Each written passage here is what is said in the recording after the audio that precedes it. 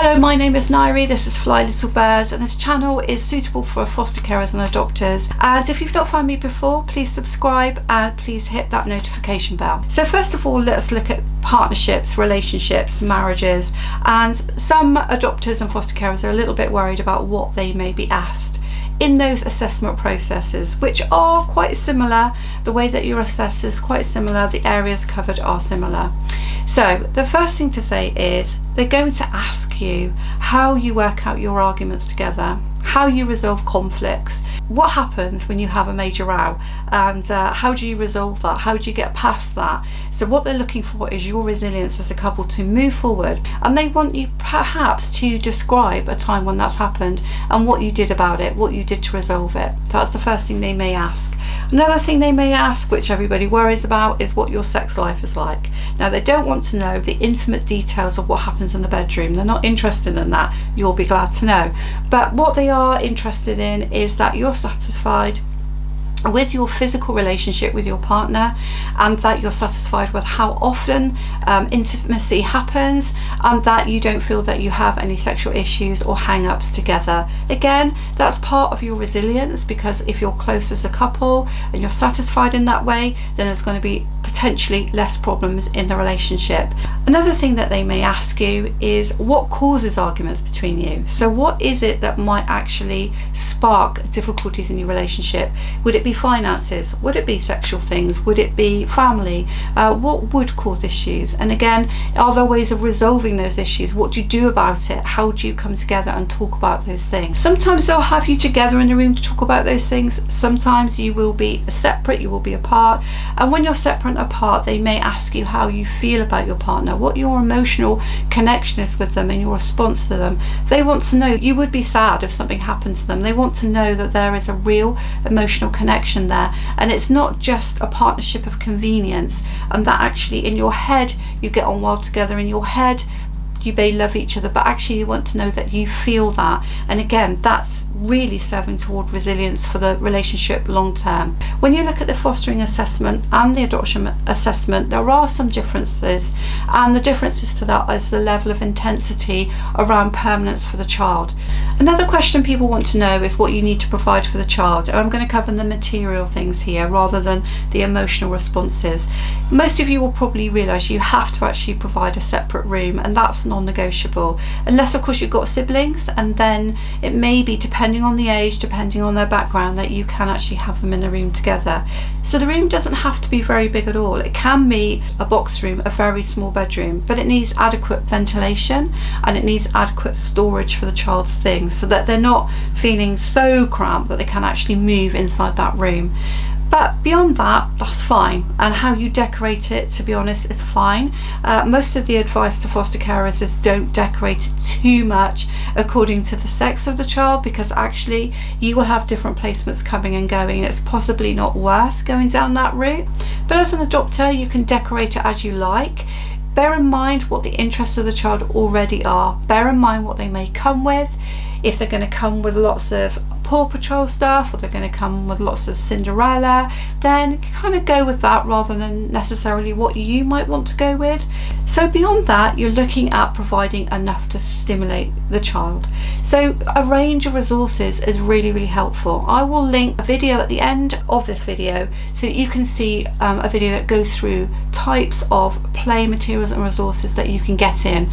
Now, it's addressed to adopters, but of course that's still very, very useful for foster carers as well. Again, for fostering you may go slightly less because you're not looking at the permanent situation. However, as a foster carer, you might actually find that if the child comes with nothing, then you have to go out and get a wide range of resources.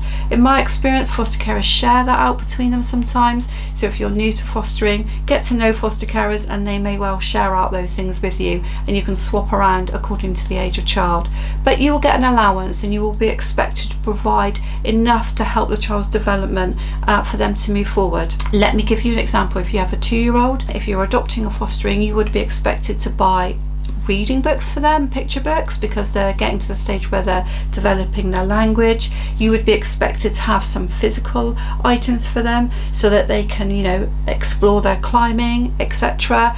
And you will also be expected to provide a good range of clothes, because toddlers are very, very messy, and so just providing the bare minimum, whether you're fostering or adopting, is not going to work. But adopters, do remember that children will come in with lots of things from the foster carer, so it's really, really important that you check with foster carers what they're going to come with, and that you just don't go crazy and fill, if it's a small room, fill it with things which you don't actually need, even though you want to do it.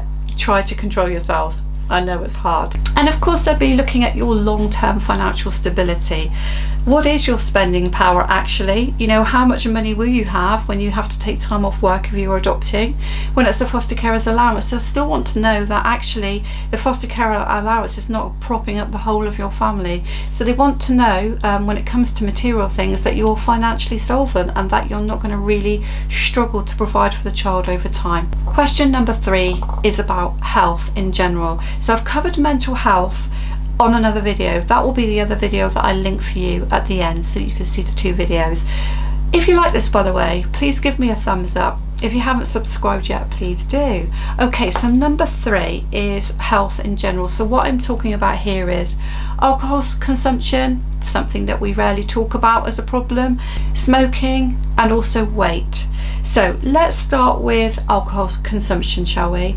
I don't know what it's like in your country, but in the UK it's almost fun to talk about, you know, overly consuming wine in the evenings. Now, I come from a difficult childhood where I had an alcoholic father, so actually alcohol is not a problem for me. I have it occasionally, but I don't have it very often because of that. But for some people it does become a real prop, and it's very, very easy to fall into the trap of exceeding the recommended alcohol. Now, you will be asked about alcohol consumption and you will need to be honest about it. At the end of the day, if you feel that your alcohol consumption is becoming overbearing and you are relying on it, well, why not take this as an opportunity of reducing that amount? Now, again, I think the questions will be more dynamic for the adoption process. You may be asked for fostering about this, but it's probably not going to be as intense. So think about, how much do you drink now? How much do you sort of down of an evening? And look about ways of cutting it down. As far as smoking concerns, I think this does differ quite differently from fostering and adoption agencies or councils. Now, this still may be different in the UK across the country, and it may be different from whatever part of the world that you are from. My understanding at the moment is that some fostering agencies will allow smoking, but you have to be outside of the house, and some won't. My understanding for adoption is that smoking is not allowed at all. So if you are a smoker, you will need to plan to give up smoking, and you will need to be making that plan already before the adoption process starts, or right at the beginning. You will need to be prepared to say to a social worker, I will give up smoking, I'm going to start doing that now. They may hold you back a little bit on the adoption process if you've not actually signed yourself up for cessation of smoking. They want to see that you're making progress, because by the time you adopt, they don't want you to be a smoker. Now let's get on to the weight, the one that's most difficult for me. I have a very difficult relationship with food, and I've struggled with my weight since I had my 5th birth child, because we have birth children as well. So when I went for the fostering assessment, I don't think it was made so overt about losing weight, but when I went on the adoption assessment, yes, it was, and there was a certain amount of a BMI that I needed to reach, and I believe that was around about 30. Now, I know this differs massively across agencies and councils, and it may do across the world wherever you are, but there wasn't a need for me to look at the permanence of the child and my health in general and to get that weight down. And I do know of other couples that have been asked to do that, even on the fostering pathway. So if you are into the obese or morbidly obese section of BMI, look to try and make reduction, look to try and make changes, because I'm sure the social worker will be touching on that in the assessment process. Think anything that causes a potential health risk to you, especially if you do have health risks that could be associated with weight, then you're going to need to demonstrate that you're happy to try and lose weight. However, don't let that put you off going on to the process. I don't think it's a big one to stop you, because I think as long as you show willing and you start getting on to a slimming class, or you start making changes to your lifestyle, then they will be happy to start taking on the process on the basis that you're willing to make changes. And the last one, which may only be relevant to some of you, is can you actually foster or adopt if you already have children, or indeed if you've already fostered or adopted children.